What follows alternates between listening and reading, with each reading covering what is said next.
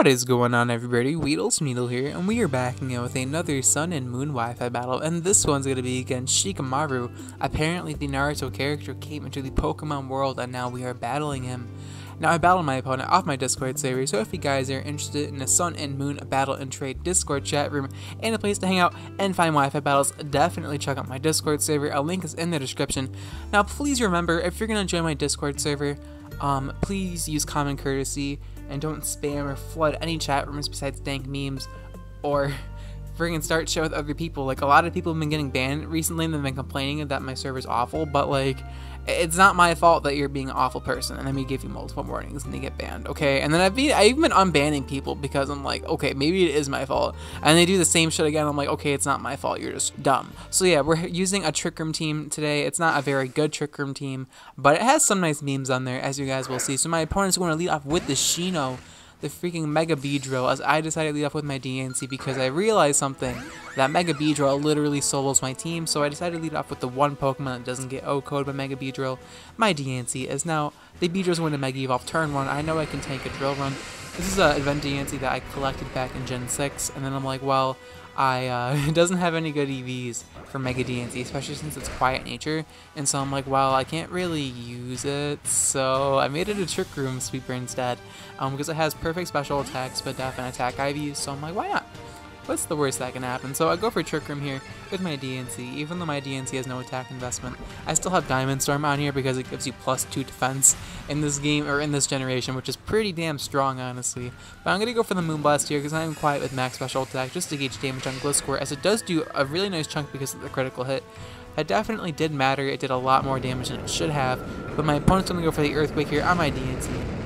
And you guys already know what's about to happen. I'm going to proc my weakness policy because, of course, it is not a Weedle to Needle team unless I'm packing that weakness policy. So, yeah, now we're at +2 attack and special attack. And I'm anticipating the Gliscor to want to switch into the Blissey because I've only revealed special type attacks at this point. So, I decided to make a pretty aggressive play because I figured that Diamond Storm can knock out the Gliscor at +2. So I go for Diamond Storm here. As in comes the Blissey, and that +2 attack, even uninvested, it's easily to a KO after leftover. So that was a really nice prediction on my part. That means the Blissey cannot wall me or like Thunder Wave me or Toxic me or Seismic Toss me or do whatever it usually does to people. So I'm just going to go for the Diamond Storm once again. I have a chance to miss, but I just want to knock out this Blissey. If he wants to pivot into Diamond Storm and give him more defense boost, that is fine with me. So we're going to knock out Blissey here. And my opponent's going to bring back in Orochimaru. I'm not too sure how Orochimaru resembles a freaking scorpion, a flying scorpion when he's a snake, but whatever, it's okay. Now in comes Shino once again. That's a nickname that makes sense, and the Blissey named Sakura makes sense, but I don't know about Orochimaru with Gliscor. I can't really think of a nickname for Naruto for Gliscor, to be honest with you. So I guess I understand, but I don't think, whatever. I'm done rambling. I'm gonna make anime fans mad because a lot of anime fans hate Naruto, and I just like it because it's like a childhood favorite of mine. So it's like I'm blinded by nostalgia. So don't judge me. This is like the only anime I've ever watched ever, unless you consider Cory in the House an anime. But many people do consider it an anime, but some people just don't consider it an anime, and I don't really know why. It has a very good plot and storyline, and it's just overall one of the best animes out there. But my opponent's gonna bring in the Shuriken here, these Starmies. I'm just gonna lay up the Trick Room once again, and I'm very glad I was able to get that back up. But I only have a few turns to take advantage of it, which is something I really don't like about Trick Room, because you only have like 5 turns as opposed to like 8 turns of like Rain Dance and Damp Rock and stuff, or the terrains. But yeah, my opponent's gonna go for the Z move here with his Starmie, and I'm like, I was wondering what item he was because he revealed Hydro Pump but didn't see Leftovers or Life Orb, but he's actually Watery MZ, and he even has Analytics, so I'm thinking that this is gonna kill me because I switched into the Hydro Vortex, even though it's resisted. But Groudon actually lives with 11 HP, and this is why it is important to breed for 5 IV Pokemon, because I definitely would have died if I stuck with the 3 IV Corphish I was thinking of doing when I bred this freaking Groudon. But yeah, I'm going to go for the Fling here with the Iron Ball because this is the meme set I was talking about. Fling Iron Ball Groudon because Water MZ is overrated, even though it probably would have one-shot this Togekiss. I still have the freaking Fling because it's fun, and it pretty much ensures that nothing on the opposing team can outspeed you or outslow you in Trick Room. So yeah, in comes Orochimaru here, and I do have Aqua Jet, so I'm pretty sure I can knock him out, but I don't want to like risk it for some reason. I don't know. Could have definitely just went for Aqua Jet and killed him probably, but whatever the case may be, he's going to go for the U-turn here and just knock out my not knock out my lighthouse, but he's trying to knock out my Crawdon, which I can understand, and get offensive momentum in case I switched out. But I know he's going to bring in the Beedrill here, and Trick Room Dementias are returned to normal. He was trying to stack Gliscor, but I didn't want to stack off I didn't want to give the Mega Beedrill a freeze potion. I don't know what I was thinking, really. This build happened like 3 days ago, so I'm sorry. We're actually able to face tank U-turn with 2 hit points. That was very clutch on Bronzong's behalf. We're able to eat our Ogweb Berry, and the Beedrill is going to U-turn out of here and bring an 8 Gates guy. I swear to God, I taught this Bronzong like Toxic and Trick Room like 3 different occasions because they keep switching it up. I'm like, if I want to use Trick Room, I teach this Bronzong Trick Room, but then if it's not a Trick Room team, I just teach a Toxic or Thunder Wave, or not Thunder Wave, just teach a Toxic, I'm pretty sure. So, yeah, Overheat's not going to quite kill my Ampharos, thankfully. We're able to live with a sliver of health, but I was just stacking off this Ampharos anyway. It's unfortunate because it's actually an agility weakness policy set as well with Cotton Guard, just to ensure you get that Earthquake weakness policy, but it's very inconsistent, and I don't know what I was thinking when I freaking put weakness policy and Cotton Guard on this agility Ampharos, but I did it for some reason, so don't judge me. But now we're going to bring in Andy here, my Malamar, and it's named after a good friend of mine. Robotnik is sexy, definitely one of the best PokeTubers around, and he's going to go for close combat onto my Malamar. I'm able to face tank it because I guess Malamar is thick or something. I am max hit points, and now I'm going to actually set up my own Trick Room because Malamar can learn Trick Room actually, which is pretty cool. So we're able to set up the Trick Room here, and the Infernape's at -1 attack and defense, or -1 defenses rather, sorry, I was thinking of superpower. So now, Infernape's going to switch on out of here, and he's going to sack off his Starmie, I guess, because he already used his Water Z move, so I guess he has no need for it.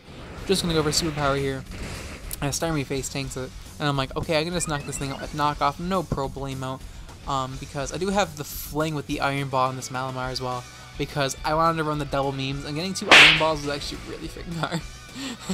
I had to ask one of the people on my Discord for an Iron Ball because I did not want to look for another one. So yeah, one of the Iron Balls I have is hacked. I know, I'm such a freaking rebel. But I'm gonna go for the Fling with the Iron Ball here, and it's 130 base power. Gliscor is unable to live it, unfortunately. I was thinking of flinging the Starmie because he had the Waterium Z, but I figured knock him out from that range of health. It was like a gut feeling, you feel me? So in comes the Infernape here. He decides to pivot out into the Beedrill here, trying to tank the superpower, but I don't think my opponent realizes that Beedrill has like base 10 defense or something similar to that. It's either 30 or 10. Either way, it's very low. It cannot tank a superpower, even if it does quad resist it. It does not matter. It's freaking non-stab superpower, and Beedrill still drops to it because it's freaking Mega Beedrill. It's so damn frail. But now my opponent's gonna bring an 8 Gates guy, and this thing could still beat my team, but he decides to go for Overheat here. I definitely would have saved that if I were him for my Bronzong, but I guess at this point it really doesn't matter because I preserved my Crawdon in case I need an Aqua Jet for late game, so I should be able to pull through the game here. But I decided to bring in Bronzong here for some odd reason. I'm not too sure why. I think I just want to see if I could take an Overheat, which is fair enough, I guess, but I don't think I'm able to. Guys, I'm actually dropped to the Overheat. He actually crits me. I forgot he crit me. That may have mattered, but I could have just brought in Crawdon and Aqua Jetted him, but I wanted to see if Bronzong could tank the heat. Literally could tank the Overheat, but it could not. And now I'm going to bring in Emo Larry here. And after the Life Orb damage, Aqua Jet should be able to easily knock out the Infernape, and if it doesn't somehow, he should die from Life Orb recoil. So that's going to be the end of the battle. We're able to move with a 2-0 victory.